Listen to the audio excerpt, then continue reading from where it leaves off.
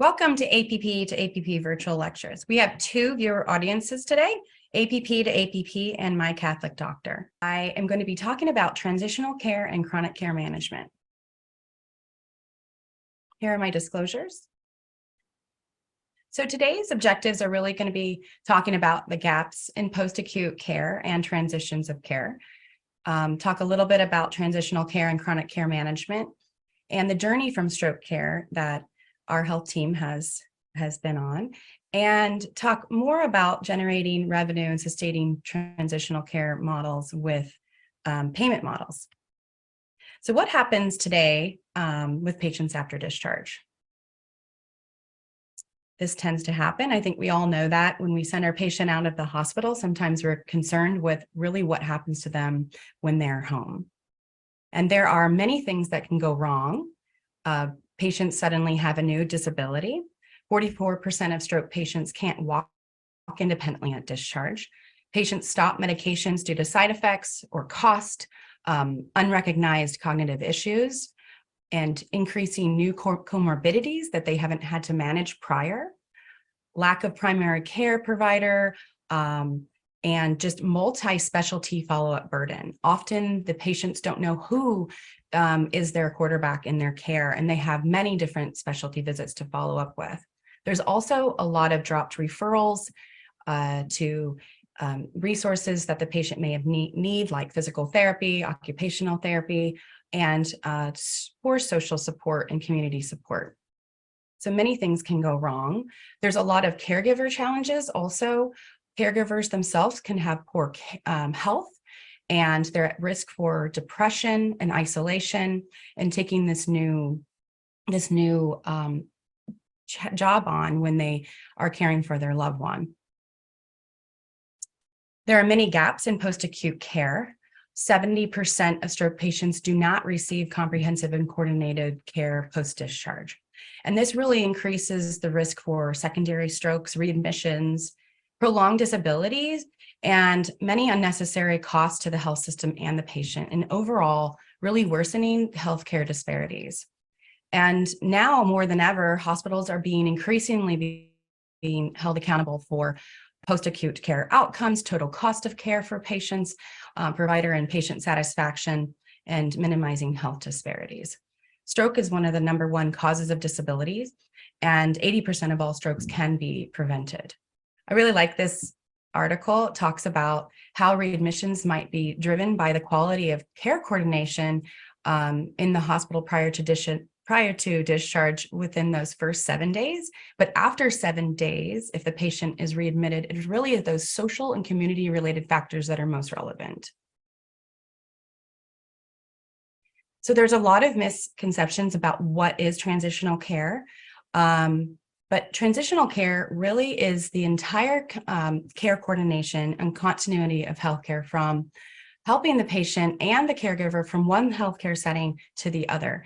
And it could be from hospital to home, or transitions from nursing facilities to home. There really aren't many defined protocols that promote coordinated care and safe transitions, and they take a lot of time to implement.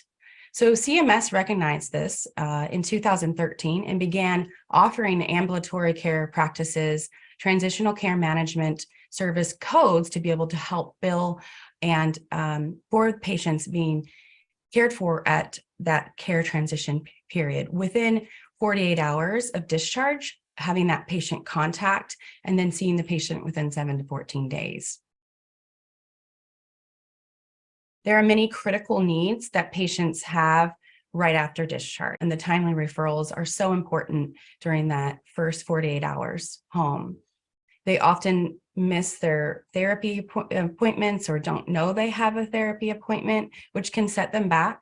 There's also a bridge, the bridge from the communication from the inpatient to outpatient is lost. So the care teams that are discharging the patient, often the primary care doctors, don't even really know the patient's had a stroke or any new comorbidities. And so there's this gap that happens. There's often a lot of urgent needs immediately after discharge. Patients are discharged, they don't have their Plavix prescription, increasing their risk of a recurrent stroke. There might have new signs or symptoms that need to be addressed, and they really don't know who to go to. There's really, who is the accountable team that is caring for this patient right after discharge? It's often that the patients get discharged and they are, the hospital teams are not accountable anymore for them, and they are sent out in the community in this vortex. And so we really need to prioritize the patient needs and drive the patient care throughout the continuum of their care journey. So just how successful are transitional programs? Looking at the literature, early supported discharge is really the only intervention that impacts outcomes, and components of transitional care are yet to be defined. And really, there are no performance indicators for processes of care after discharge. So my colleagues and I at Wake Forest University in North Carolina set out for this journey to look at how to build a successful transitional program. And prior to the implementation of our transition program, we really didn't have a very structured, standardized follow-through program. So we looked at how to structure a very nurse NP-led transition clinic to improve outcomes and reduce 30-day readmissions for our stroke patients. And so here are the factors that are associated with 30-day readmissions. And as you can see, increasing comorbidities, prior hospitalization, prior stroke were really of no surprise. And so even after adjusting for all these comorbidities, prior hospitalization, and stroke severity, our nurse practitioner RN-led clinic was still associated with nearly 50% reduction in 30-day readmissions. And so we took this a bit farther and really standardized our post-acute workflow, working at aiming to provide all of our patients with a very structured post-acute management plan. But we knew we needed to do more. And so through our learning health system and through the leadership of Dr. Pam Duncan, we set out the journey to take part in the COMPASS trial. COMPASS trial was a pragmatic trial throughout the state of North Carolina that randomized health systems and looked at usual care versus the COMPASS way of care, and really structuring transitional post-acute management for our stroke patients. And the aim was to increase functional status and decrease caregiver strain with secondary aims of readmissions. My role in the COMPASS trial was as lead implementation specialist, working elbow to elbow with all of the providers and APPs and across the state of North Carolina to truly try to implement these programs. And we found a lot of barriers, which is not surprising. And so challenges found among all the health systems were very, very similar. We collaborated weekly on weekly calls. There were several health systems that were very rural, small health systems to big health systems. And so many of the challenges were the same. Nurses were spending hours chart mining, trying to find their patient prior to discharge, trying to collect this data, which is really taking away the time that they had spent prior educating their patients and doing what they love to do. There were a lot of challenges in creating effective workflows, a lot of gaps in staff turnover, shared resources, clinic buy-in, and really, it took a lot of time to do this care coordination, and it wasn't easy. There was a lot of trouble identifying resources in the community. There might have been just, great resources down the street at these health systems, and they didn't even know it, because building that community and bringing everything together was really what our aim was to do. And we really looked at how can we make this easier? And there must be an easier way to have effective care coordination for our patients. So we leveraged technology, and throughout the years, with endless amounts of clinical feedback from frontline clinicians, from patient stakeholders, the multidisciplinary team members, Stroke CP was developed. And Stroke CP facilitates this provider team-based collaboration in care. utilizing a very streamlined workflow to enhance care planning and optimizing revenues for capturing transitional care management codes, chronic care management, and remote monitoring payment models. Stroke CP is commercialized through Care Directions. It allows the care team to be able to manage the patient at the continuum of care. And there are many different aspects to Stroke CP as a unique solution for care management, which was, again, created throughout the years of learning of all the barriers and challenges that health systems were facing. So it really is efficient in helping chart mine and collect outcome data, effective for helping nurses be able to manage better and their time, and to be able to really have time to educate patients prior to and after discharge, and empowering the entire healthcare team with being able to see where their patient is at any given time on the continuum of care, whether in the hospital, after discharge, or 3 or 6 months out. Improving that patient and provider satisfaction, facilitating the documentation to support billing, which has been a challenge, and automatically creating a very personalized care plan, which is one of the major benefits to this program. There are many functional and social determinants of health that drive the patient's ability to either be barriers or facilitators in their post-acute care and recovery. And there's many psychological concerns, physical concerns, health behaviors, and social determinants of health that impact their ability for recovery. The Stroke CP is able to create personalized care plans for the patient that are stroke specific and address these social and functional determinants of health. This is an example of a very personalized care plan for the stroke patient who might be having some trouble with managing their medications or having high blood pressure. Everything is going to be individualized and specific to the patient. It navigates the patient on their journey and allowing them to really take empowerment of their healthcare and be able to understand what are their risk factors for stroke and how do they find their way forward. It also has a provider report that is a way for the health team to be able to know what those social and functional determinants are and how to be able to help the patient, such as the patient may not know how to take their blood pressure, or they're not taking their blood pressure at home. They've had a lot of falls. They may not have a primary care doctor or a caregiver in the home, and they're at high risk for readmission. Or maybe the patient didn't get that home health service that they needed to get. And so when we're going to take care of patients after discharge, there's so many things that impact their care. And it takes a long time to be able to ask all these questions. Stroke CP quickly identifies these areas that are most pertinent and important to the patient to help them with their recovery, and quickly pulls it into documentation for the provider and then a care plan for the patient. It also connects the patients to local community resources. So for instance, this patient may have been having some cognitive challenges. And so it finds a local community resource in the patient's community that is going to be helpful for the patient and the caregiver.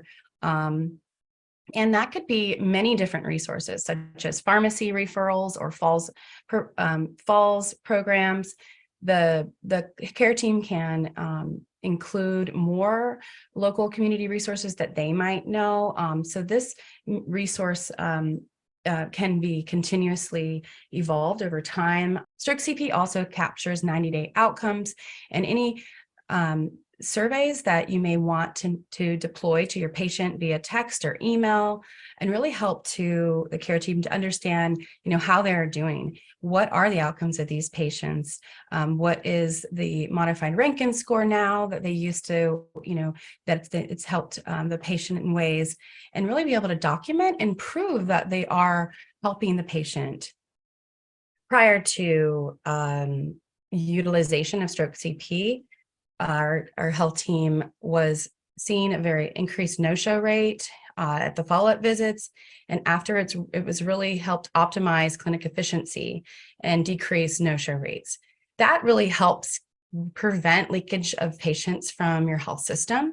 And then streamlining the transitional care, chronic care management, and remote monitoring codes into the platform has really it really helps increase that revenue.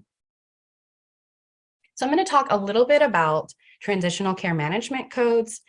And I just want to relay that it's really important when you start using these codes, if you haven't already. They've been out for quite a while. And now I think they're much more common than they used to be.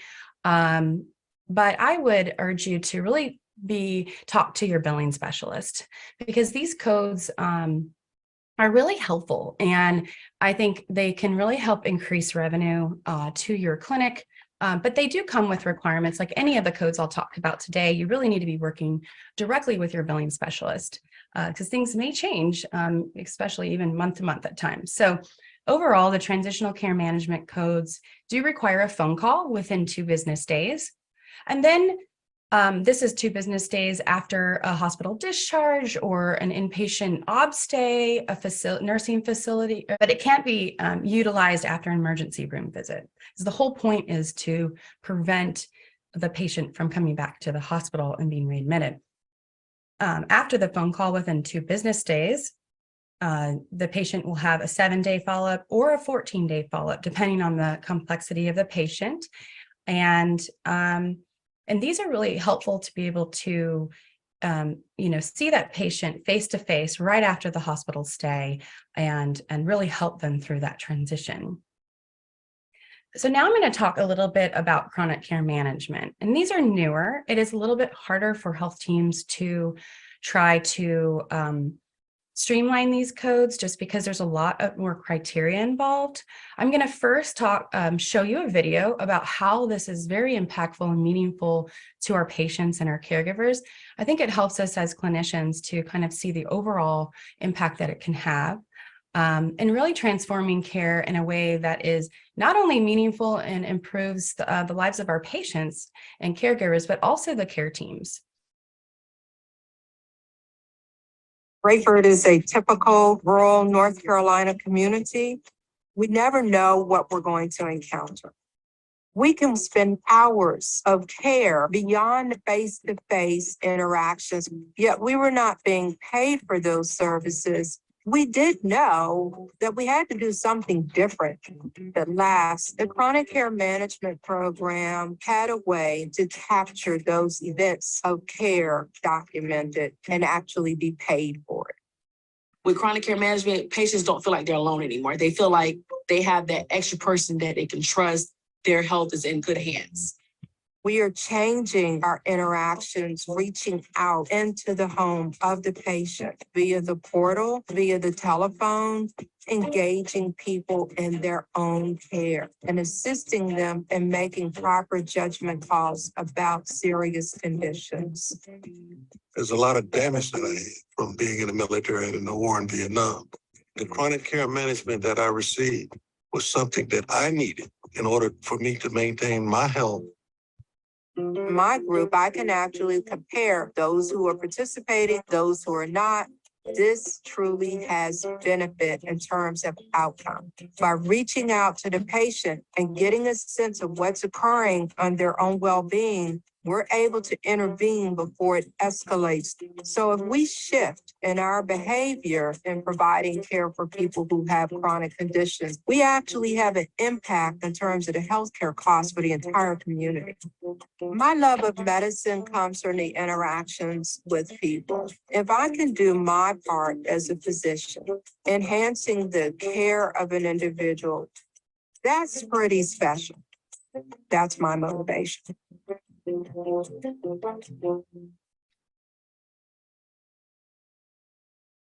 So there's a lot of details to be able to utilize chronic care management codes. Again, talk to your billing specialist, but just to go over a few highlights from chronic care management and how to utilize these in your practice.